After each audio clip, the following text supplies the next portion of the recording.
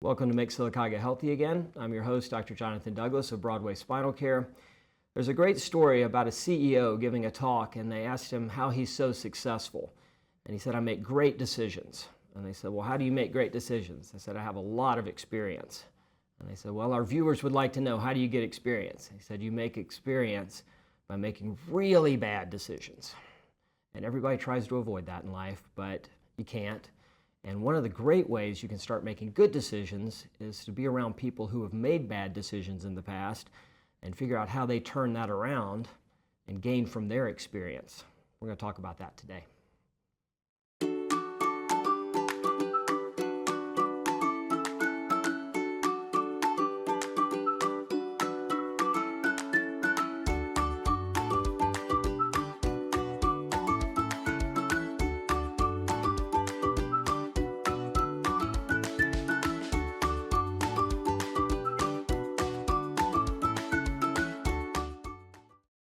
I'm back today with Zeke Walters. Good to have you on here, buddy. Honored to be here. Thomas Edison had this great quote, and he said, I've never failed. I've found 10,000 ways that won't work. That's amazing. I love that. I think about that a lot because I certainly have found 10,000 ways that don't work with things. Absolutely, learning from the past and looking at it as a coachable opportunity. Let's get better.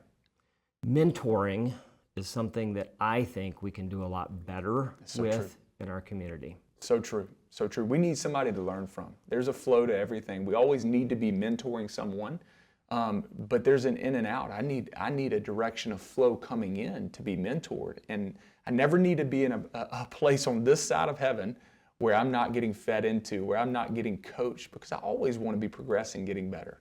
Yeah. You can learn something from everyone. Absolutely, young or old. Absolutely. Young or old. Absolutely. Mm-hmm. Yeah, and I see that every day. One of the doctors that we worked with, a lot of the things he taught us, I'd say were not right, and we'll talk about that in a minute, how you can learn from people who give you bad examples too. But one thing he did say is that every day, every interaction, you're supposed to learn something from that person, and you really can. If you just keep your eyes open and your ears open, right, then there's an experience that you can learn. And today we're really talking about, though, how elders in the church, or for me on the pickleball court or whatever, they're so important in a child's life.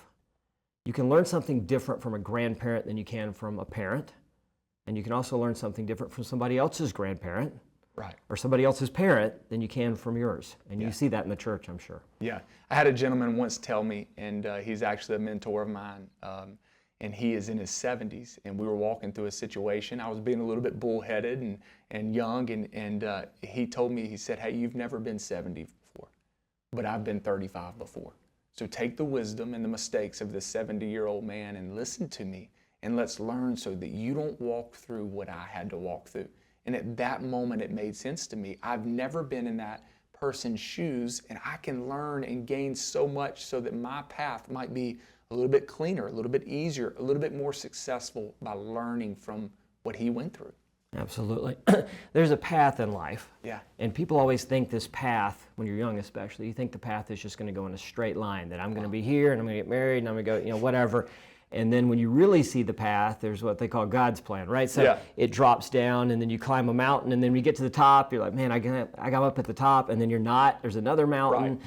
And so people that understand that, if you listen to them, will get you more prepared. They can't keep you from making all the mistakes or having health problems or whatever. That's it.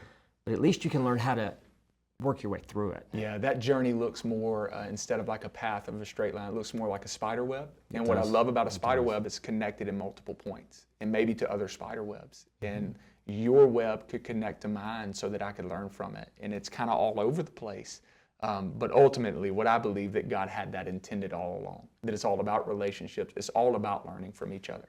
Yeah, and we need those connections in life. And so before, we were talking about something you had never heard of, and I just read about recently, called a third space. Yeah.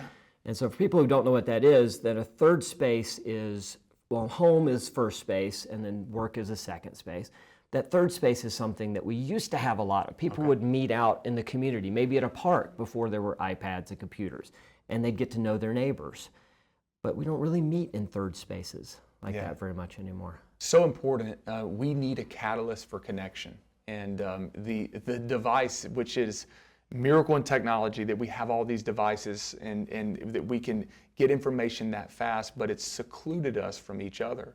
And we need to press back into that, whether that third space is church, whether that third space is the pickleball court, whatever that space is that we are better in community. Always think about it like that Discovery Channel show where you have that the deer off to the side and the lion's hunting them, and it's always the one that's outside of the pack that gets picked off. Always. It's never the one that's inside the pack.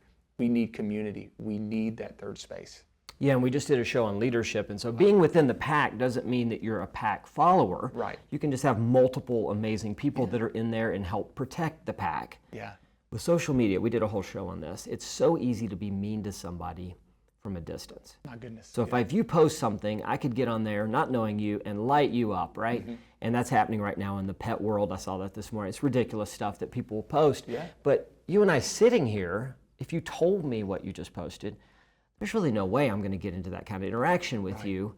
But losing those third spaces, social media does not create the third space that makes it safe. It's an eye-to-eye connection, just like we're sitting here looking at each other. I mean, there's so much to say about that. And I just believe that we've got to press back into that. We've got to fight for that in our communities. Final thing, Okay. we learned this in chiropractic college, and it is so, so important in the world. They told us this, and I didn't believe it. Most people live their lives never being touched.